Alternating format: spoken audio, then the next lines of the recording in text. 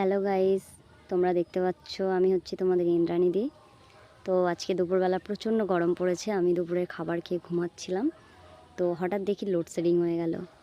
তো বাইরে বেরিয়ে দেখলাম যে আমার ননদরা একটা আম নিয়ে এসছে এবং নিয়ে এসে আমাকে বারবার বলছে, বৌদি আম মাখার একটা ভিডিও বানাও, তাতে আমাদের খাওয়াও হবে আর তোমার ভিডিওও হবে।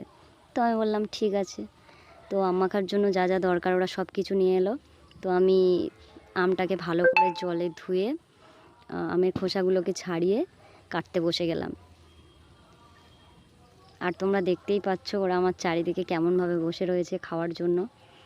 তো আমটাকে আমি পিস পিস করে কেটে নিলাম। নেওয়ার পরে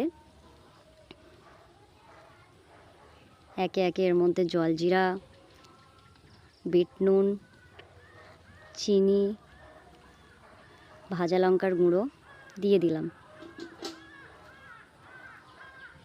দেখেই তো আমার জিভে জল চলে আসছিল। তো আমি আমগুলোকে ভালো করে মাখিয়ে নিচ্ছিলাম চামচ দিয়ে, কারণ হাত দিয়ে মাখালে হাত জ্বালা করবে। দেখতে পাচ্ছ আমগুলো কেমন দেখতে লাগছে। তারপরে দিয়ে দিলাম একটু কাঁচা সর্ষের তেল। তারপর ওদেরকে দিলাম। তো ননদিনীরা সবাই খাওয়া আরম্ভ করলো। তারপরে ওদের রিয়াকশানটা দেখো, সবাই আমাকে জানালো বৌদি দারুণ হয়েছে।